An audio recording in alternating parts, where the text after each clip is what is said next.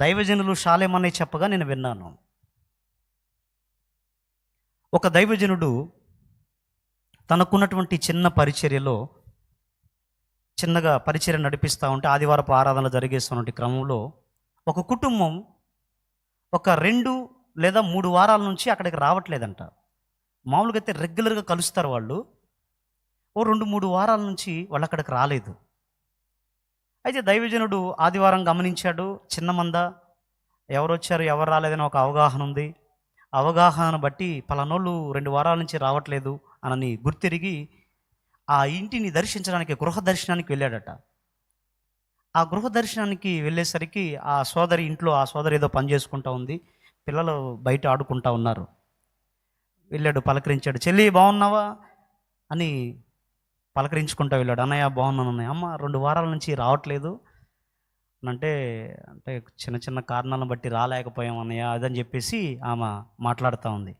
మాట్లాడుతా దయచేసి అన్నయ్య వచ్చారు కదా అన్నయ్య, ఎలాగో మా ఇంటికి వచ్చారు, మీరు అన్నప్పుడల్లా రారు, మీకు అన్నప్పుడల్లా టైం దొరకదు, ఇప్పుడు సమయం దొరికింది, మా ఇంటికి వచ్చారు కదా భోజనం చేసి వెళ్ళాలన్నా అంటే వద్దులేమ్మా పర్వాలేదు అని అంటే ఆమె ఒప్పుకోలేదు.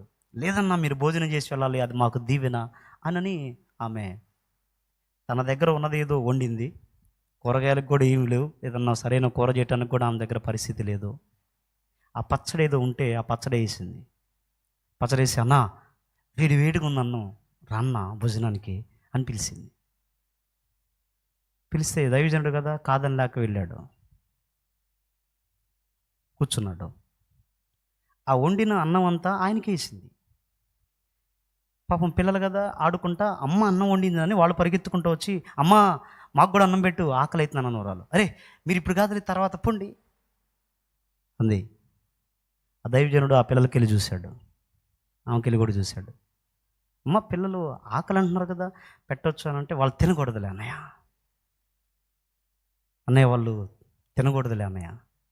ఏమ్మా తినకూడదులే అన్నయ్య.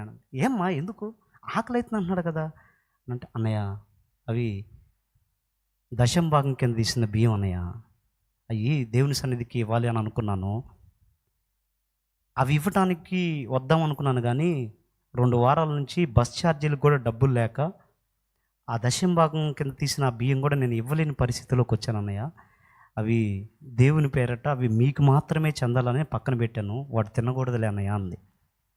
అనేసరికి ఇక ఆ దైవజనుడు కన్నీళ్ళ పర్యంతమయ్యాడు.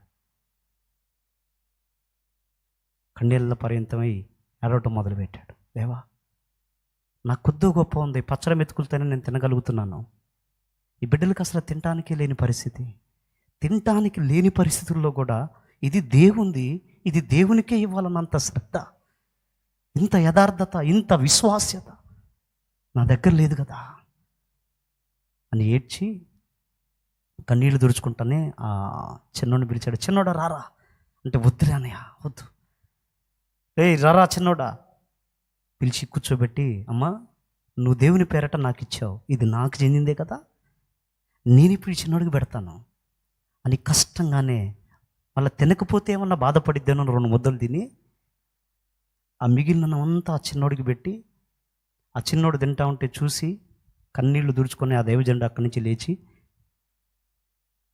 మనసారా ప్రార్థన చేసి దీవించి వచ్చాడు. ప్రభువా నా బిడ్డల కుటుంబాల్ని శాపం వెంటాడుతుంది, దయచేసి ఈ శాపం ఇంకెన్నడూ వెంటాడకూడదు, ఈ బిడ్డలకి సమృద్ధి ఉండాలి, ఎంత నమ్మకం ఉన్నారు, ఎంత విశ్వాస్యత కలిగి ఉన్నారు, ఇది దేవుంది, ఇది దేవునికే ఇవ్వాలని ఎంత శ్రద్ధ కలిగి ఉన్నారు.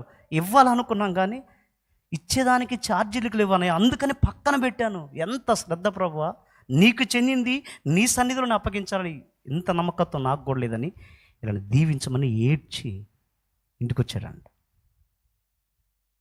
మరుసటి ఆదివారం రోజు కుటుంబంగా వాళ్ళు దేవుని సన్నిధికి వచ్చారంట. కుటుంబంగా ఎట్లా అంటే సంతోషంతో, అన్నయ్య దేవుడు అద్భుతం చేశాడు అన్నయ్య మీరు వచ్చి ప్రార్థన చేసిన తర్వాత అని అంటే ఆయన వాళ్ళ మొక్కలు చూసి అంటే బాధతో విషన్నవదంతో చూశాడు కదా, ఇప్పుడు సంతోషంతో వాళ్ళ మొక్కలు వెలిగిపోవడం చూసి అమ్మ చెప్పు ఏం జరిగిందమ్మా, ఏం చేశాడు, ఏమైందమ్మా అని అంటే అన్నయ్య దేవుడు అద్భుతకరుడు అన్నయ్య, చెప్పమ్మా ఏం చేశాడు. అన్నయ్య మీరు ప్రార్థన చేసి వెళ్ళిపోయారు కదా, ఆ మరుసటి రోజే మేము ఒక తోటలో పనిచేస్తూ ఉన్నాం. కొన్ని సంవత్సరాల నుంచి ఆ యజమానుడి దగ్గర పనిచేస్తున్నాం. ఆయన మా ఆయన్ని పిలిచాడు, ఒకసారి రా అని పిలిచాడు. తోటకు పిలిస్తే వెళ్ళాడు. వెళ్ళిన తర్వాత ఆయన మా ఆయనతో మాట్లాడాడు. ఏమనంటే, అయ్యా, నాకు 2 పిల్లలు ఉన్నారు. నా 2 పిల్లలు ఫారిన్లో సెటిల్ అయిపోయారు. నన్ను కూడా ఫారిన్ రమ్మంటున్నారు. అక్కడ ఏం చేస్తావు నాన్న నువ్వు? మేము ఇక్కడ ఉన్నాం, మేము ఇక్కడ, నువ్వు అక్కడ, ఎందుకు నాన్న, నువ్వు కూడా వచ్చేసేయ్ అంటున్నారు. నా పిల్లలు ఇంకా అక్కడే ఉంటారు. నేను ఇక్కడికి వచ్చి ఈ పొలం పనులు ఇవన్నీ చూసుకునే పరిస్థితి కాదు నాది. కాబట్టి నేను ఇక్కడి నుంచి వెళ్ళిపోక మునుపు ఈ పొలం ఏదైతే ఉందో, కొన్ని ఎకరాల పొలం అది, ఈ పొలం ఏదైతే ఉందో ఇది నా పిల్లల పేరు మీద రాసిన దేనికి పనికిరాదు ఇది. అందుకని కొన్ని సంవత్సరాల నుంచి నువ్వు నా దగ్గర నమ్మకంగా పనిచేస్తున్నావు కనుక నీ పేరు మీద రాస్తానని రిజిస్టర్ ఆఫీస్ తీసుకెళ్ళి రిజిస్టర్ చేశాడంట. హల్లెలూయా. ఏమైంది? కొన్ని సంవత్సరాల నుంచి ఏ పొలంలో అయితే పనిచేస్తూ ఉన్నారో ఈరోజు ఆ పొలానికి ఓనర్లు అయ్యారు వాళ్ళు. ఏ పొలంలో అయితే సేద్యం చేస్తూ కలుపు మొక్కలు మాత్రమే తీసి మంచి మంచి పండ్లు, ఒకవేళ మామిడి తోట అయ్యుండి ఒకవేళ మంచి మంచి పండ్లు ఏమైనా ఉంటే అవి చూడటం వరకు మాత్రమే చేయగలిగారు వీళ్ళు. స్వతంత్రంగా 4 పండ్లు దించుకొని తినగలరా?